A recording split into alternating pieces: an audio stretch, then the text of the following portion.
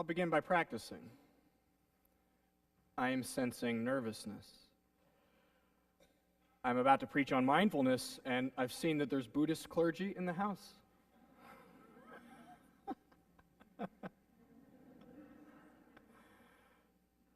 I am sensing nervousness in the task.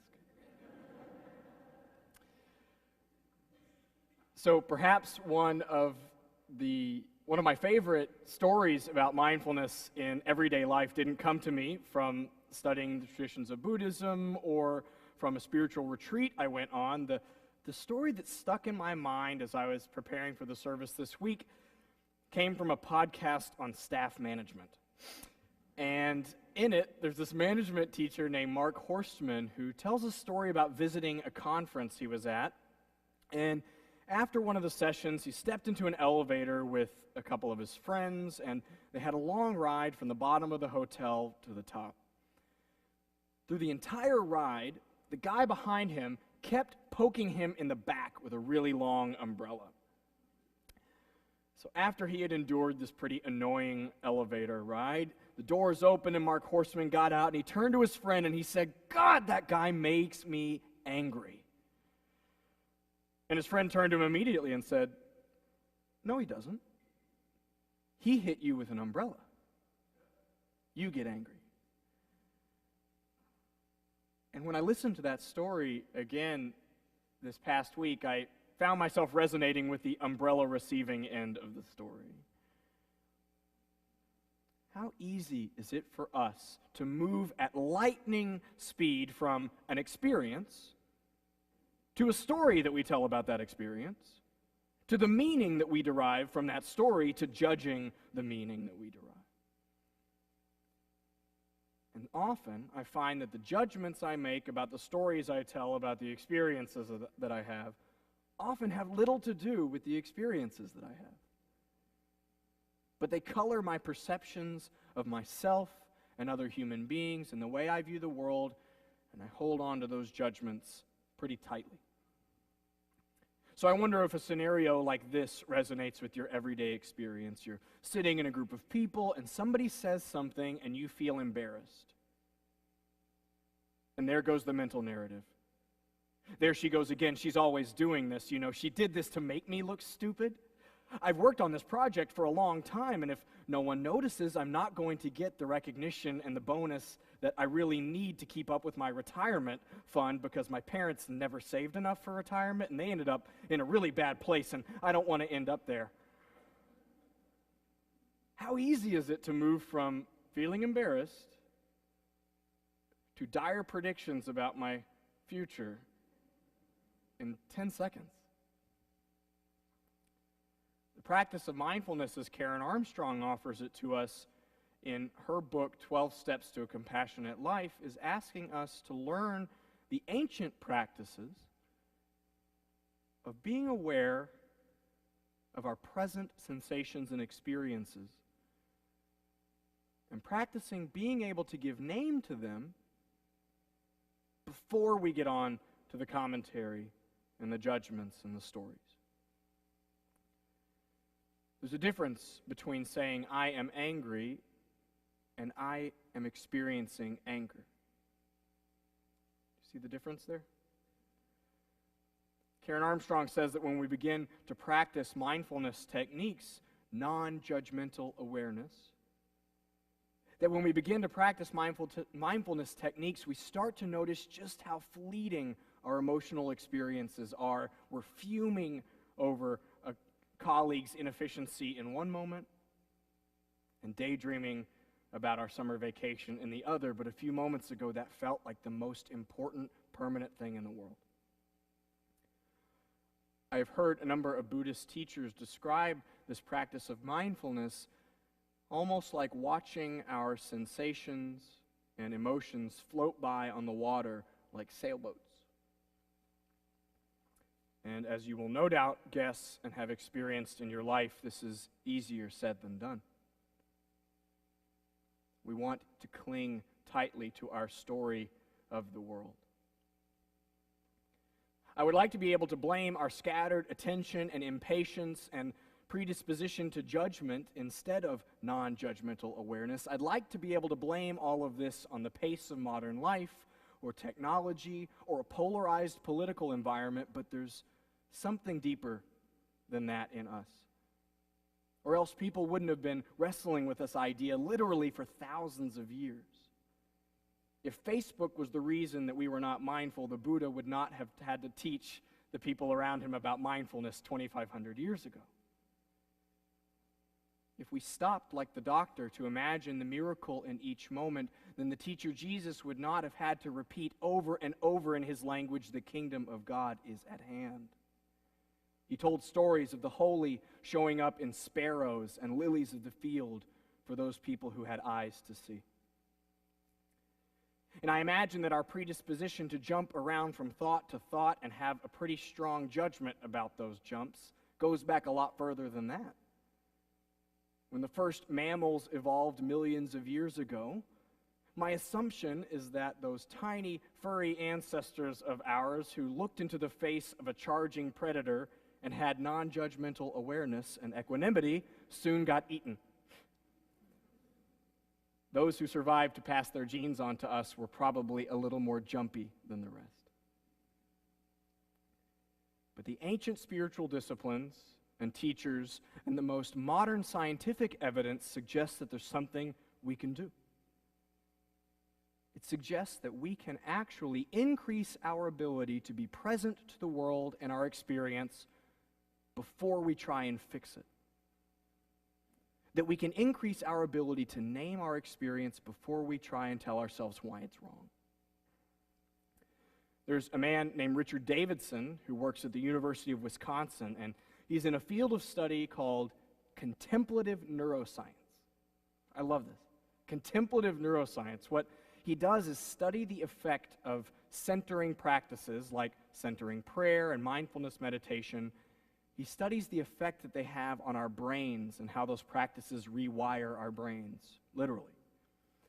And his study began when he was researching the minds of Buddhist meditators like the Dalai Lama. They would hook them up to machines during states of meditation and watch, and he's got this whole class of people he describes as Olympic-level meditators. I love this.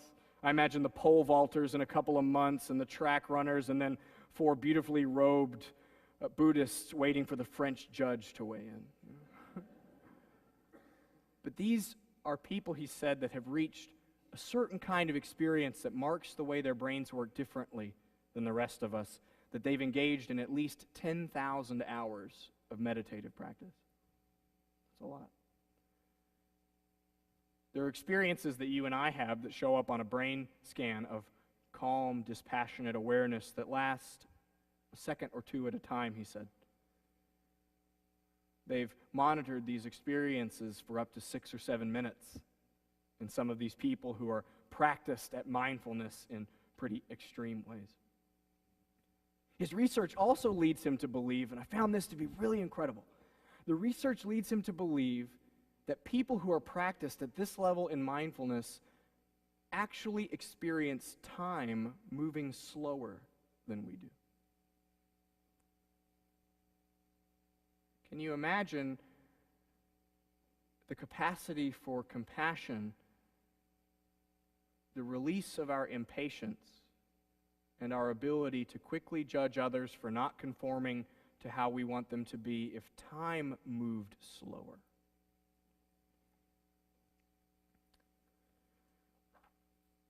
Why are we talking about this? In our summer here, our study has been working through Karen Armstrong's book about how to live more compassionate lives, with the assumption that the book is not called How Somebody Else Should Have a More Compassionate Life. The idea is that if we are to be compassionate, to suffer with, the roots of that word, to suffer with or endure with, we can't suffer with someone if we've fixed their suffering before we've even heard about it. We cannot suffer with ourselves unless we allow ourselves to suffer before judging ourselves for it. I know that cycle. All of this is nothing new in religion. There are basically 4 or 5 important things that get repeated in almost every religion, right? Pay attention, do justice, love one another, be grateful. There's a reason why this message gets presented over and over again. Wake up, wake up. Because we realize that our emotions are fleeting, that our lives are fleeting, and that the human beings we judge so harshly are fleeting. In that reading from Rachel Naomi Remen this morning, she tells the story of a doctor, an emergency doctor, who very appropriately is used to being in a position of fixing and helping. He knows what's wrong and knows how it ought to be. But in the reading, it says that he's become so fixed in that cycle of seeing every situation by how his expertise can change it, that he's missed out on hundreds of births of young children because he wasn't there. He talks about laying that tiny infant girl on his arm and seeing her eyes open and look there and realize that he was the first human being she'd ever seen, and that he had missed that 100 times before. Now, as someone who has a 4-month-old at home, I can tell you how tempting it is to shush a baby to sleep in one arm and check Facebook with my other. All the time. It's so easy to miss out on these moments with human beings that we are never going to get back. Ever. But the practice at hand, at least in this next step for us over the summer, says that if we can't learn to stop and pause, to name our experience without judging it, we're going to have a hard time becoming more compassionate people. I think at the core of all of this, if you leave with anything today, would be, I think, the relationship between these two centers on our ability to be present to other human beings before we try and fix them. If we could do that, we would be well on our way. Now, this mindfulness, this non-judgmental awareness is not resignation. It does not mean we don't work for justice or seek to better ourselves or the world. It means before we get around to making all of our normal judgments, perhaps we learn to sit, to pause and notice and give name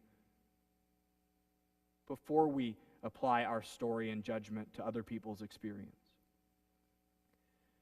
The story about suffering and people wanting to fix that came into my mind this week was the story of Job from the Hebrew Scriptures. And I assume that most of you are familiar with this story. It's kind of hard not to be in our culture. But there's a part of the narrative that I almost never hear being repeated. So here's this guy Job, this kind of everyday individual who ends up as a caricature of suffering because he's being played as a pawn between Satan and the God Yahweh in the story. They're having a disagreement about whether or not a human individual will remain faithful even in the midst of suffering. He's given painful bruises and boils all over his body, painful disease. His family dies and is taken away from him. His land and livestock and riches all disappear immediately, and he's left with an extreme amount of suffering. The next thing that happens in the story is that his 3 friends come to visit him. And it says they sit down in silence for 7 days with him. And then they start to talk, and then everything's messed up. They begin to explain why this must have happened. They begin to tell him that it was all God's plan and he better just get used to it. And they do what we do so well. They find a way to ask him, "What did you do to cause this? You must have done something," they say. Now, Job's experience is an extreme one, but I imagine that those of us in the room have had moments where it felt just like that. Where we were suffering and didn't want someone to tell us it was all God's plan, get used to it. Where we were suffering and didn't want anybody to explain our suffering, they wanted somebody to be with us. Or where we knew well what we did wrong. We didn't need to have anybody else explain it to us, but we had them explain it to us.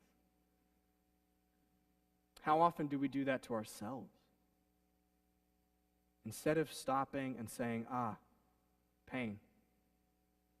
I sense judgment. I sense frustration. The cycle continues. The Buddhists talk about the parable of two arrows, with the Buddha saying if we accidentally struck ourselves with an arrow, we would not be so angry at ourselves that we would punish ourselves by shooting another arrow at ourselves. And yet we do. And yet we do. Over and over and over again, this cycle continues.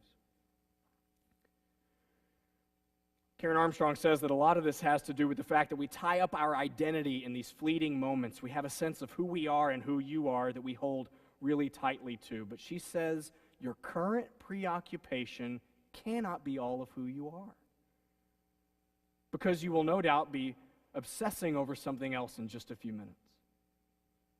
Your current preoccupation cannot be all of who you are, and there's some good news in this.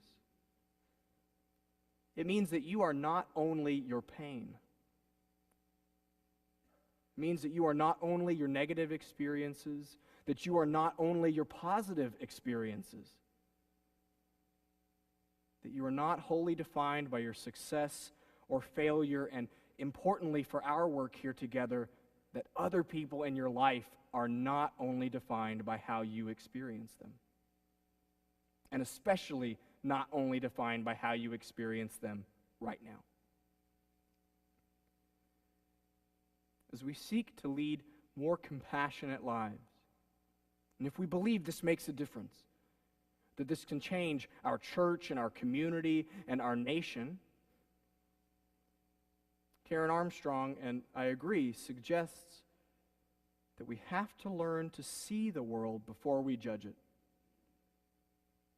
That we have to learn to be aware of what's happening within us before we start the cycle of self-shame and judgment. That we have to be able to sit in awareness of another's pain without telling them they'd be better off if it went away.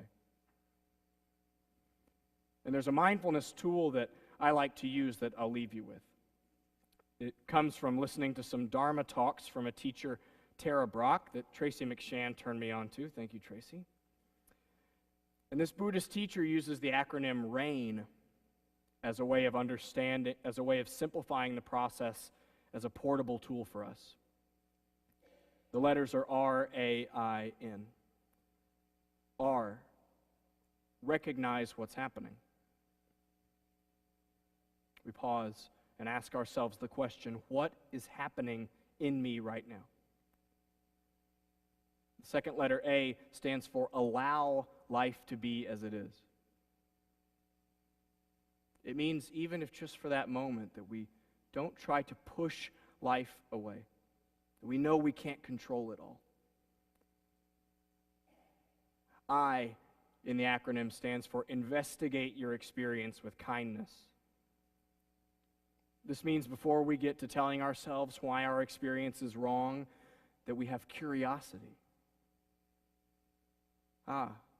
Pain. I'm sensing comfort. I'm nervous. I'm sensing nervousness.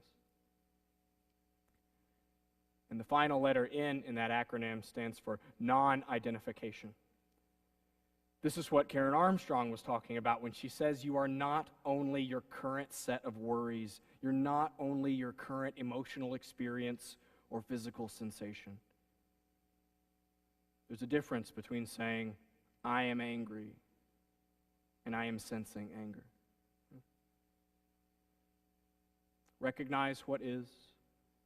Allow life to be as it is. Investigate your experience with kindness. And remember, non-identification. It has been a helpful tool for me.